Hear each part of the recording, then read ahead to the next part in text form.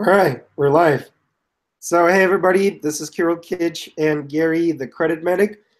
And today we met together to discuss EOS.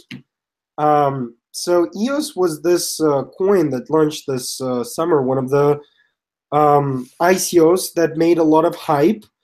Um, and basically, it's the rival of Ethereum. They're essentially trying to do the same thing that Ethereum minus problems. So they're focusing on scalability, they're focusing on speed, and they're doing everything that everybody who wants to be Ethereum's competitor do. So, Gary, what was the first time that you heard about EOS? I remember you hold some tokens in EOS. Do you have anything in EOS right now? What do you think about EOS in general? Yeah, there's a couple of things that came to light. Again, I'm not a longtime sage when it comes to crypto or even Bitcoin and things like that. I participated a little bit earlier in this year, and I've gone to different blockchain conferences and things like that, like one that was in Los Angeles. And specifically, when it comes to EOS, seeing Brock Pierce in Los Angeles at the presentation. I remember him being on stage and making certain conversation. It certainly wasn't a hype or a promotion of EOS specifically, but it was about blockchain. And I remember He's some a of the motivator. presentation. He's a motivator, definitely. And since he does have motivation and participation in different projects, EOS is interesting. Kind of like any organization, there's usually a charismatic leadership role that is played, as an example of Steve Jobs or, Bill Gates as a leader of an organization or a company. And although Brock isn't specifically that role within EOS, his validation by participating makes you look at the company, look at the project, not the company specifically, but the project, and also makes you try to understand what does tokenization or the fundraising of the ICO actually provide to the holder, right? So that's one of the first things I heard about EOS was back in the summer when Kirill and I attended a big event in Los Angeles. That's the first time I heard about it. And when I was first getting started in crypto investment or participation, I would say within the top 5 or 6 EOS, I put some investment or value into holding.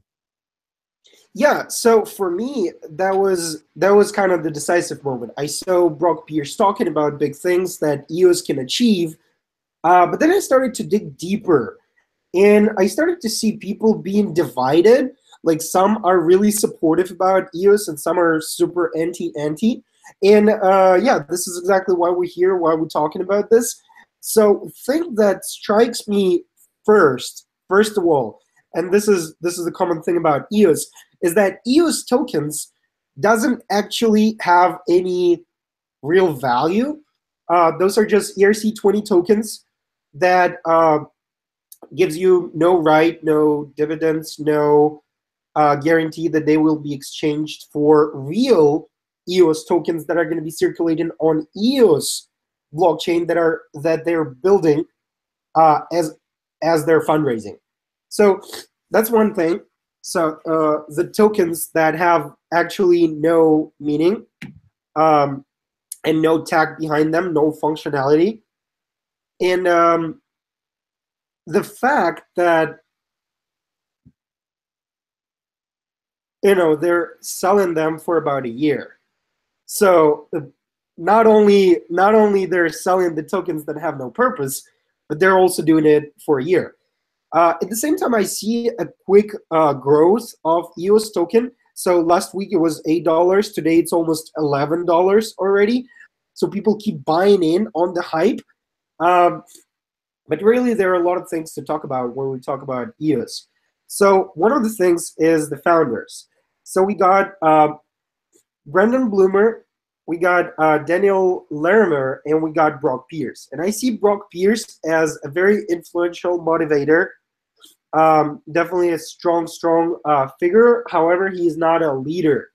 I see him as more like ideologist of the project because really when he speaks, he moves the crowds. I see as the main, like the core fundamental piece of this project, Daniel Lemercier, who's CDO and of the project, and definitely the project. So the team behind the project is the Block One. Block One is one of the current investments of Blockchain Capital. And Blockchain Capital is the investment firm which invested in Coinbase, in Block One, in Bitfury, in Civic, in a lot of interesting crypto projects. And I remember we were talking with Gary about what should be the next coin on Coinbase, and it seems like if Blockchain Capital is one of the active investors, it might be,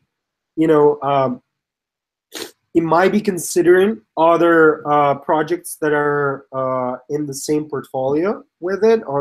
In this, I'm talking about Blockchain Capital portfolio. But yeah, let's talk about it later. So Dan Lemercier is the founder and CEO of BitShares, one of the very interesting projects in the crypto space. And he was a CTO for a year. He was a CTO of Steemit. A very famous platform, a platform that I love for being so seamlessly integrated in the consumer world. So Steemit is just a blogging platform that is connected to the blockchain. So it's one of those brilliant examples of seemingly using the technology of blockchain. You just go in, you write your post, and you get the coins for doing so. So yeah, great projects great experience by Dan Lemercier,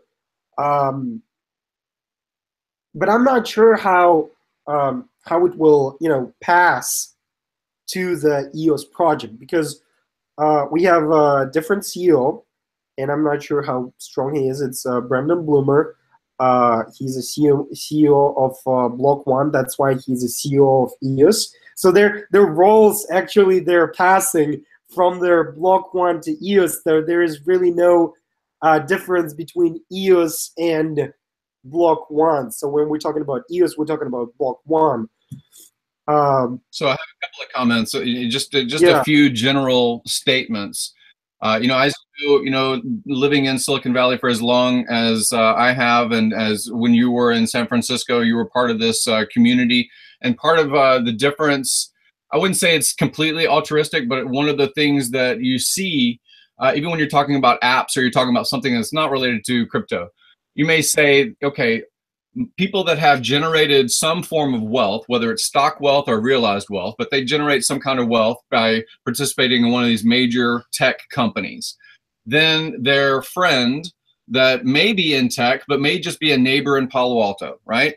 Their friend has a kid, and their kid is developing an app. This is where you see things like the Yo app, an app that just basically sends the word YO. It does nothing else. It's not as robust even as Twitter, but it can send this out to your friends and has no utility to it. However, it gets funded for millions of dollars to develop an app that does such a non-utilitarian thing, right? It's just a whim. So you do see money that gets thrown into a project based on influence, and not necessarily because of the merits or the investability of the project itself. That's one thing that I can see, like many would see, the reason why EOS rises essentially 20-fold, 20x at least since the summer. And yet they make a bold and prominent statement that you have no utility to owning this. You have no, again, when we went to learn more and more about the difference between a security token, which everybody wants to avoid because they want to avoid having to go through the regulation and the paperwork related to the SEC to guarantee a token, right? To say it's real property, it's real resources, intellectual property, and such. And instead, go for like a year of registering with SEC. That's why startups who jumped onto this, ICO grounds, they don't want to make any security token, because otherwise it's going to be the same process as if they would go to IPO from the day one, and no startup does it, right? Right. So the comment is that a majority of even the 1,000 cryptos that you see, being presented on a day-to-day basis in a startup world. You're saying, please give me money so that I can build this thing that we are proposing, right? And to avoid these kinds of lengthy regulations inside the United States system, then they say it's not a security token, it is instead a utility token. And this is where you say, okay, well, I'm funding a utility, I'm funding a function of my token. Somehow this token is going to convey value or be burned off, and my token will rise in value. Now, EOS, because of the power of influence, I haven't seen that it's big industry funding that says, let me put my institutional money into EOS. What I see is that in general boom of the market cap for crypto spaces as a whole, EOS is prominent. And part of that is because of Brock Pierce and because of Larimer and these other leaders that have built other successful products and projects. However, they are not an SEC security token, and they're saying that they're not a utility token. They are saying you have no promise of anything. So it's ERC-20 token with no purpose. It becomes to me a potential hot potato. Now, again, inside of these circles of influence, these circles of wealth, it would be horrible if Brock Pierce is part of and Larimer is part of a project that basically raises 700 million, potentially billions of dollars before there's an operational project to they raised 700 million. 700 million right now, right? So yeah. I mean, so that's where it's at now, but and again, it's still climbing and its valuation. But what I'm saying is, it would be terrible situation if this unsaid promise of your investment into the pre-tokenization of the end EOS platform doesn't generate a benefit to participating, right? Other than the musical chairs of, I'm buying EOS token as it is right now, and I'm hoping to sell it for a 50% profit. Other than this as a fundraising mechanism, you know, again, the fallout from EOS not in some way conveying value to the long-term holder, the earlier iteration of the token. And again, that's the fear factor. Is I know that there are no guarantees in a Kickstarter campaign. I know that if I like this particular thing and I put money into it, you know, $200 into having a fancy ice chest, maybe they can't deliver on that product or project. And I did lose my $200, right? Because that Kickstarter campaign fails. Kickstarter campaigns fail all the time.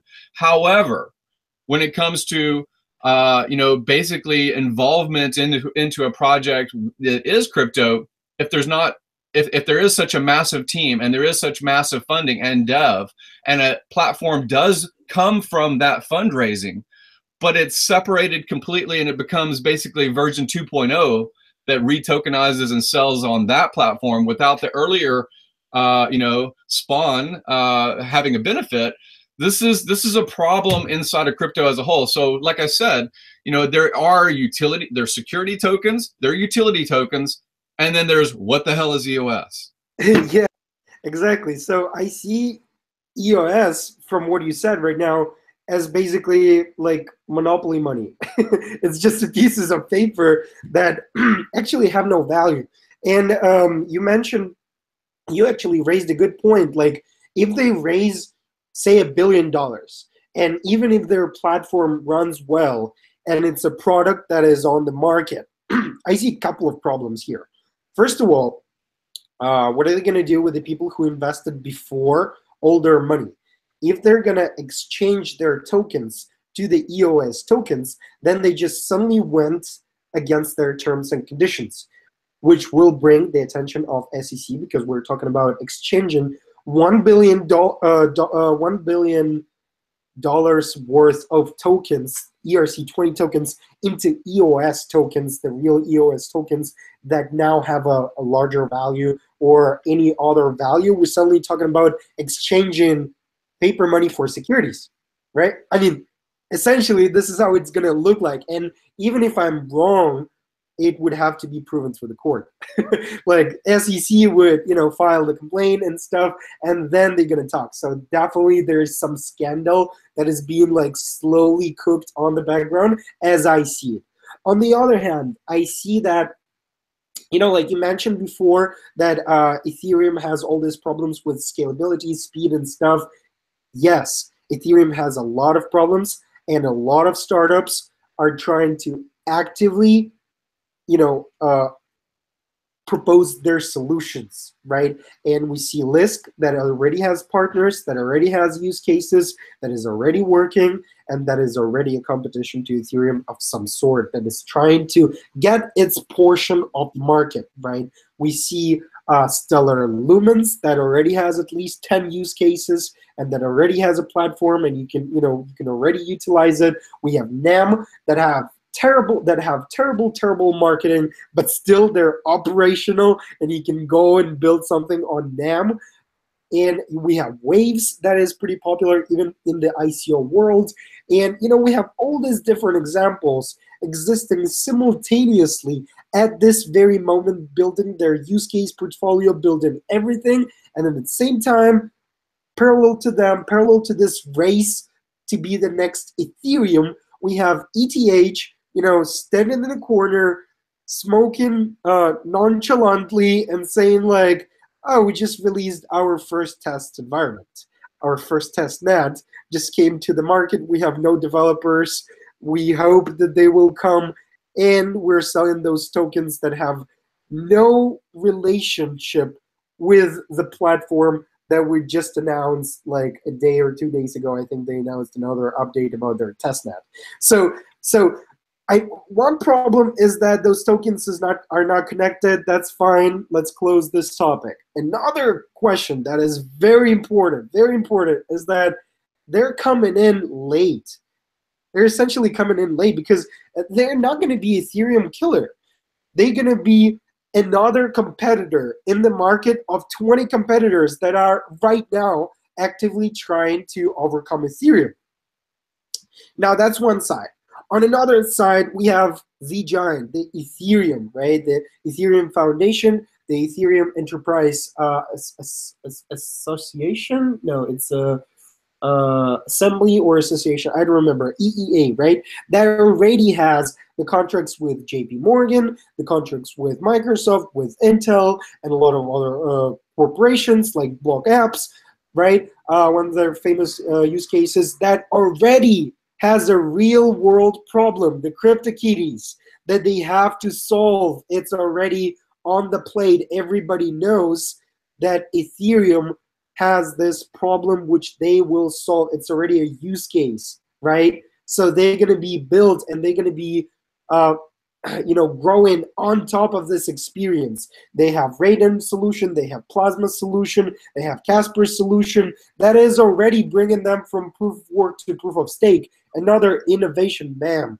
Like when EOS wrote their white paper, yes, Ethereum had a lot of problems, and we're talking about Ethereum like 6 months ago, right? But since then, so much evolution has happened that I don't see how EOS is any competition anymore to the giant of Ethereum, to the talent of Ethereum, right? I see EOS as one of the competitors that is first need to win this, first round and second round and third round, and only in the fourth round it may face Ethereum, but even then I see Lisk and Stellar Lumens to be better competition to Ethereum 2.0 than EOS, right? Because EOS is still slowly trying to get a momentum and potentially, growing the number of its problems, because as you mentioned, 700 million invested so far into something that doesn't even have any relationship to the original product, right? I think that also, I'm not sure of the numbers, but again, to keep in mind the excitement about participating in an ICO. The excitement part is that you're just like getting into a Silicon Valley startup. You would love to have been one of the very early participators in Uber or in Airbnb or something like that. But then if you were presented in those days with this opportunity, would you have gotten involved? Because There's so much liability. There's so much unknown. It's not a proven market, right? To be able to offer a bedroom inside of your house for some kind of rent, to be able to utilize your car and have some stranger that's paying you through an application so that you drive them someplace. You know, this kind of thing, even though it's only a few years ago, was not a normal, right? So to bring an idea to market and to find it, to present it in an investable way, I don't think that people do the due diligence. A majority of people that are participating, even the ones that, again, navigate the beginnings of involvement in crypto to begin with, right? They may hear about Bitcoin, or they may hear the word Ethereum as the number 2 or something like that. But the understanding of what's happening, $700 million put into EOS sounds like they should be able to hire the best of the best to somehow overtake Ethereum, or something that may be a little bit more established. Ethereum's not that old, 3 or 4 years old. But what I have been seeing more and more of is, yes, there is over $500 billion in market cap across, 1,000 different crypto tokenization of projects. However, how much intellectual capital is there? Not about how much can a company raise in funding, but can they actually hire away a blockchain specialist? Can they hire away from a charismatic personality and authority in the space, even in his youth? A 246 IQ of Vitalik, and building out these concepts and presenting as a representative of what a smart contract is and these sorts of things. Again, if I get offered a gob of money from a competitor to Ethereum, I don't know that I would really move.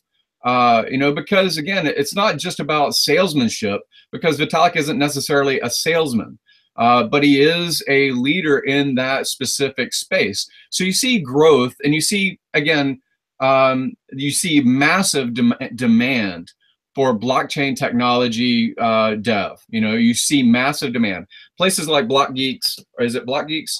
Yeah, BlockGeeks. So places like BlockGeeks with Amir and others leading, basically building out universities and systems to educate those that are in the development space or curious about it. So not everybody is going to be an investment mentality, but a lot of people want to participate.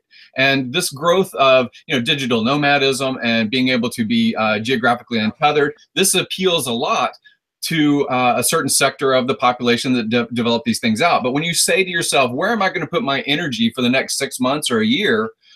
Again, if I'm in that mind space to work with interesting tech and interesting people, I don't necessarily, I do see competition, like you commented about Lisk and about other projects that are always kind of dubbed as Ethereum killers.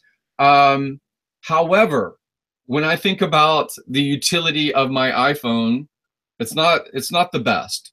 It really isn't. It's not the innovator, but it's a great packager of a mobile experience, of a UI, right? So Android and other systems, as far as an example of a cell phone or Google Pixel phone or whatever it may be, again, the charismatic attraction to a bundled solution to a problem. Again, I still think that Ethereum has that going for it with a leader like Vitalik.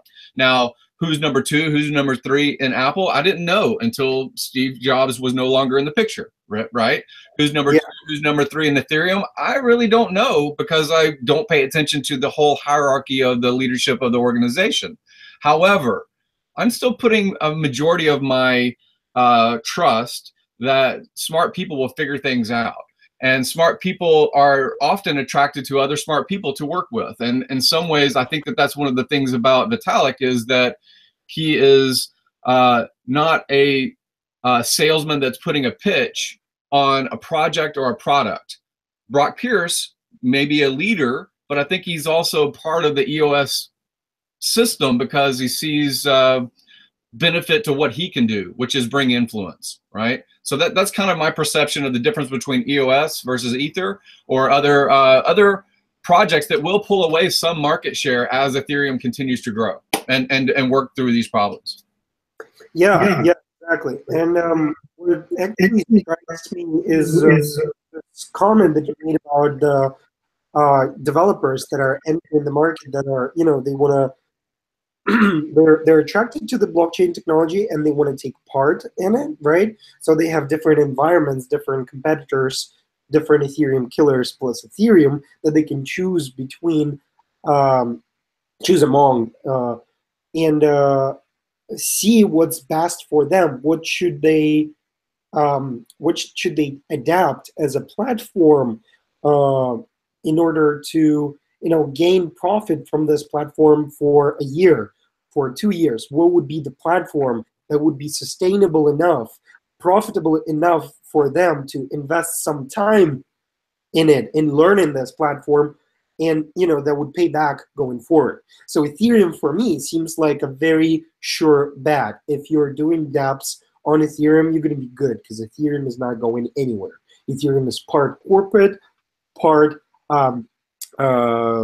public solution, right? So I see it as a Microsoft. I really see Ethereum as a Microsoft, and they have a bunch of corporate contracts, and they have a bunch of public solutions. We have Whisper, we have Swarm, like all of the different solutions that are built on top of Ethereum. So if you're native in this environment, you can either go to the corporate world, and have some corporate contracts, or you can, go B2C and create some apps that are for the public, like the CryptoKitties. Now, a lot of Ethereum competition don't have that good corporate connections, so that wouldn't be an option for you, right? And a lot of the definitely Ethereum has the largest community. So if you're a developer entering the space, right, it's more beneficial for you to enter Ethereum space, as you're going to get more support. I feel like the more people are participating in the ecosystem, the more support you can get. And with Ethereum, you definitely have that. I'm not sure, I haven't researched any other communities, but I feel like Ethereum is like top in terms of like the community that they're building and the support that you get in this community. So that's the thing. And coming back to EOS, I'm not sure that EOS, that is coming into the game so late, is able to provide as much community as Ethereum does. Now, that being said, EOS is doing something very dangerous. I think it's a probable danger to the Ethereum network, the public one, is that they are accumulating a large number of Ethereum. Essentially, they have like a huge purse with a bunch of Ethereum tokens in there on hold until they've released their app.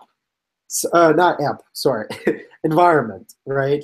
So in 2018, we might eventually see a large drop in Ethereum price because, well, it's just a prediction. But if EOS wants to dump all of their accumulated ETH, that might be a huge hit to Ethereum public network, to the price. So this is one of those strategic things that a majority of people may just kind of glaze over when they hear it in the news. They may hear something like, oh, China is doing currency manipulation, or that there's competition between countries as far as valuation and things like that, right? So when it's country against country or some kind of competitive environment financially, then most citizens glaze over this. However, that's exactly what has potential, in that if they have a large enough purse and they want to drop basically the value of Ethereum, at least temporarily, long enough for propaganda or for some kind of marketing of their own platform, you may see that it is worthwhile to sacrifice a lot of Ethereum to sink the value, because that fear or that weak hand mentality of investors or persons that don't really understand why they're holding Ethereum in the first place to sell along with that herd movement, to become part of the herd from that waterfall cascading effect, right? So if people are saying, oh my gosh, I need to get out, and they are not intimidated to put that into something else, potentially they would put it into EOS. It depends on the marketing, it depends on the preparation, and it depends on the timing. Now, again, that's more of a pirate mentality. You know, you're saying, I am running as a buccaneer, I'm running a ship, and sooner or later I'm going to come across a gold-laden frigate, and I'm going to take over that boat on the high seas. That's one mentality. And if EOS has that in mind, you know, it may be short-term strategic, worthwhile to take that bounty. However, the bad karma that follows along, the you know, this is uncouth or immoral or, you know, kind of action. It would take a bold person to trigger this event. So I do have fear about the fact that they do have such a purse, an Ethereum purse that they can wield. And they can wield because they see the value of holding that purse, and it will escalate in value as a support structure for their own company's development. However, it is a catch-22. When you look at China, United States owes China trillions of dollars. However, when we had a more bargaining power, when trillions of dollars meant a lot to the Chinese. Trillions of dollars don't mean that much to the Chinese if their own currency rise, if their own middle class rise. So to some degree, it's worthwhile for the Chinese to sacrifice that repayment. So it's a complex conversation to have, but it's one of those things that is kind of a scenario between Ethereum and EOS, as far as what do you do with the purse you hold when you hold value from your competitor. Do you sacrifice the value from your competitor in order to raise your own social or economic value of your own company or project? Now, another thing that strikes me about EOS, and it's a pretty fun one.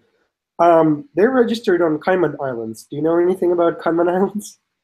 Well, again, this is about anonymity, and this is about decentralization, and it's about risk management and avoiding regulation, whether you're a project, an entity, or a person. So, yeah, the Cayman Islands are, you know, people like you and I are in an accumulation and building of wealth position, but a lot of people, once they've reached wealth, their concern is, how do I keep it? And the Cayman Islands is one of those. You know, in the past, it may have been a corporation through Panama. If it's more of a public situation, then it may be Ireland. So you look at taxation, and you look at you know, basically who can pierce your financial records. And how are you going to move that capital around? So Cayman Islands is just another territory that has a lot of, because they're a sovereign nation, they're sovereign, and they have some abilities outside of the United States control to a degree, right? So yeah, Cayman Islands is a comment, whether it's Brock or whether it's other leaders or whether it's the entity itself and project itself based out of there as a corporation. Now, last thing I want to cover today, and I think it's pretty interesting to finalize our little discussion about EOS. Again, this is not a professional discussion, and we're not given any advice, but I think it's interesting to discuss if EOS has any potential to enter the Coinbase, because I see a couple of not red flag, green flags, a couple of green flags for EOS to enter there. For example, I mean, not for example, but I'll start naming them, and then we can discuss, we can bounce ideas after that. So number one, as I said, Blockchain Capital is one of the active investors in the Coinbase, and Brock Pierce is on board with Blockchain Capital. So there is definitely politics that could be potentially involved in there. Again, not like Blockchain Capital is the main investor. No, we have lots of very strong investors on board that you know, could vote as well. So we have that. We have politics element somewhat to some degree. We do definitely have EOS as one of the top currencies on the coin market cap, and following the logic of adopting popular currencies on the Coinbase, we could potentially think that EOS might enter there. After all, it's the extraordinary ICO because it's super long and it collected so far a lot of money. I'm not sure if it's collected like the most money out of all of the ICOs, but it's definitely collected so far a huge chunk of money, and it's not planning to stop. So from that perspective, on the other hand, I see a red flag that we just discussed, that an EOS token basically has no value. So it might really be a bad reputation for anybody who's vouching for it, like buy EOS token, and but at the same time, you buy nothing. So there is this factor of bad reputation that Coinbase might not be, comfortable with. But yeah, there is this probability because it's popular and there are politics, and EOS platform might also enter for the crowd mentality as the Ethereum killer, because right now they have a huge marketing campaign and they're speaking a lot about the fact that they're Ethereum killer. And Vitalik Buterin even made a joke about it on his presentation of Ethereum 2.0. I was watching a video from November 26th from the DEF CON 3. He was making a joke when he was presenting Ethereum 2. He just asked the crowd what would be the Ethereum killer, and then he showed the slide of EOS, and he would be like, no, obviously not that.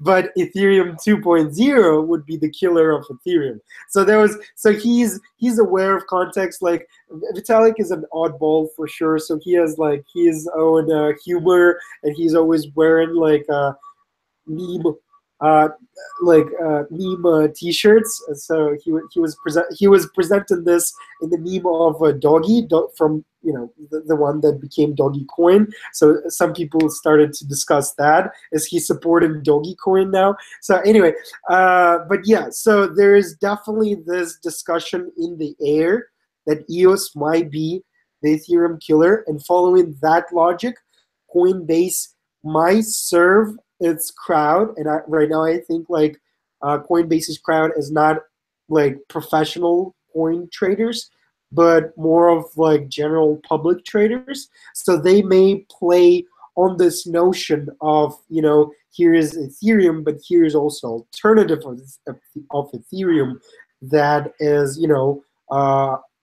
having this bold token sale campaign that is going for a year and that has such and such associated with that. The terms, basically, I don't want to repeat our entire conversation that we were having, but basically have that. Disclaimer.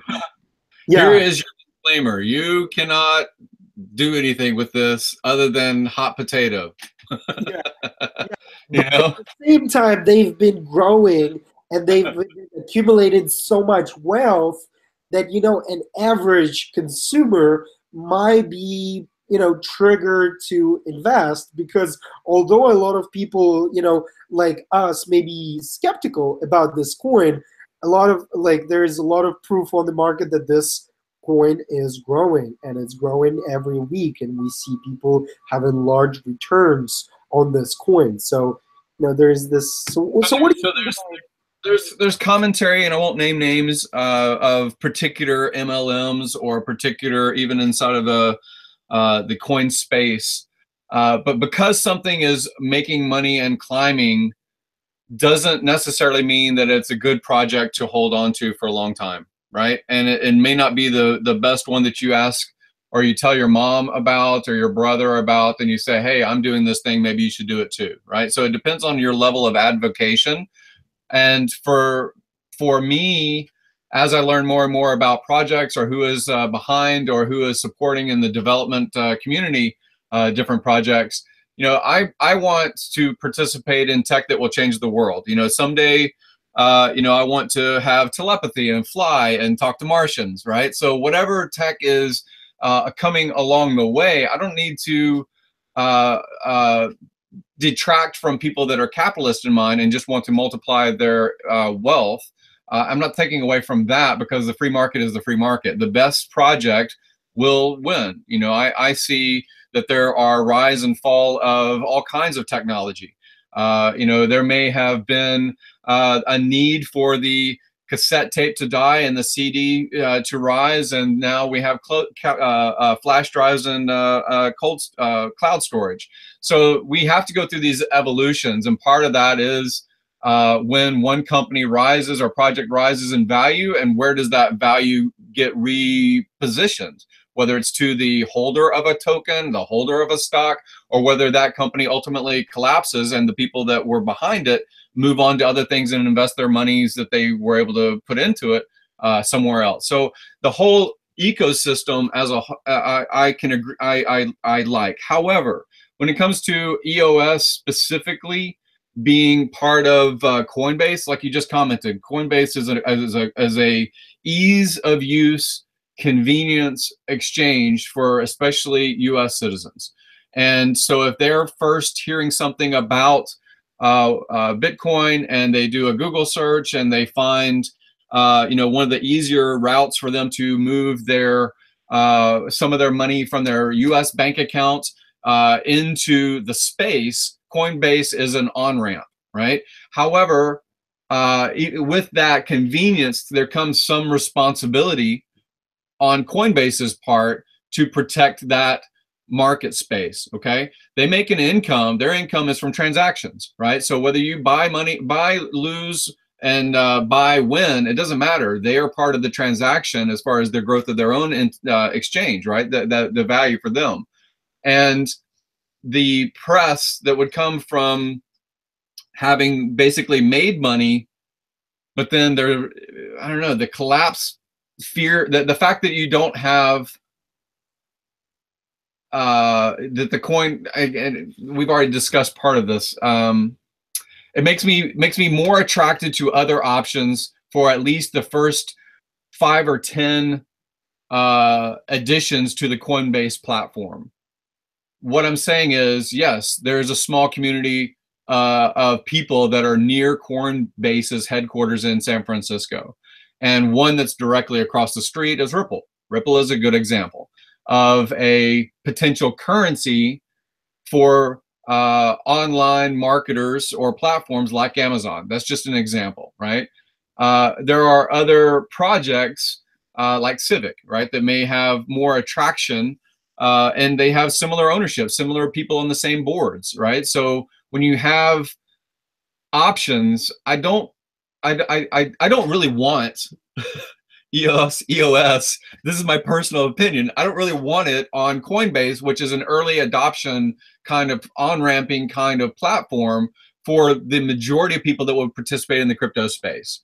So my brother, sister, and cousin will probably go through Coinbase before they get over into a different type of exchange that maybe you and I participate in. So that's why I don't really advocate EOS. It's an interesting conversation. It's an interesting topic, but I don't advocate it simply because they're really holding back on, and they're announcing to the world, you don't have anything, put the money in this pot. What we do with it is our choice. And when we build a platform later, we will decide what we're going to, you know, if we're going to recognize your participation in our first generation of the project, right? So yeah, there's no guarantee that your caterpillar becomes a butterfly. That's what I'm saying. Yeah. So basically, it's too dangerous to be an onboarding altcoin, and I think this is a very interesting topic that we just barely touched. The Coinbase topic, because definitely this is the platform that is, as you said, an onboard ramp for pretty much everybody in the US, because they're accepting credit cards, right? And they're the most legit in the US market, and the US market is a huge market, definitely for the crypto community. So we definitely have Asian market, with South Korea and China and Japan being very influential. We do definitely have Russian market, and Russia is taking third place in the amount of capital collected for the ICOs. right? And we definitely have American market with a lot of money, that people, middle class and institutional money, want to invest in the crypto. And Coinbase so far has been a tremendously useful tool for the working class, the American working class, the simple people that go on the top free apps, find on the number 17 Coinbase, and get on board, get in the game with the first dollars being spent from their credit card. So I think it's a very interesting topic, the Coinbase, and what are their next choices. They recently, yesterday, they've added Bitcoin Cash. So everybody's like, whoa, what are they going to do? Because since they added Bitcoin Cash grew up to 3,000 yesterday, and today it's almost $4,000. So anything that enters Coinbase gets immediately exposed to the U.S. market and immediately gets its growth as people are starting to pump it, right? So the topic of what's going to be the next coin on Coinbase is definitely an interesting one, and I want to announce it as a next topic for our talk show. I think it's going to be very interesting for the people to listen to what we got to say about it.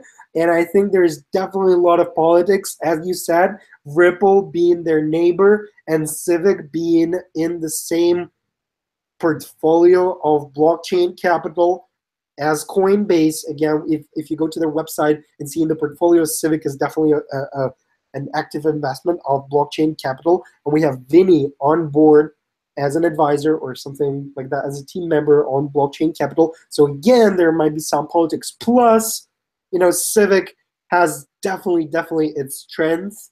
The KYC thing that they're doing, and the multi-pass, as you call it, the identity, your identity on the blockchain thing that they're doing.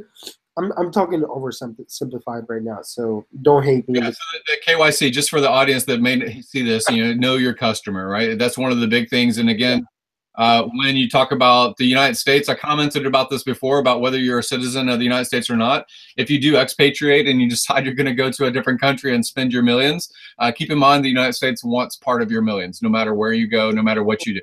Always.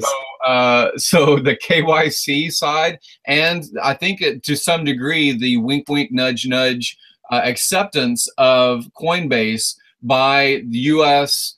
power status quo, which is government and banking, right? So Coinbase is based in downtown, in the financial section of San Francisco. Obviously, there's the major bank entities there. So they're not just having lunch with Ripple next door, they're having lunch with the leadership and hedge fund investors for basically all kinds of markets, right? So yeah. To some degree, this allowing of Coinbase to become the de facto onboarding and on-ramp for the U.S. citizenry is part of that scheme, right? So when it comes to something to be accepted, Civic is appealing because of the know your customer element.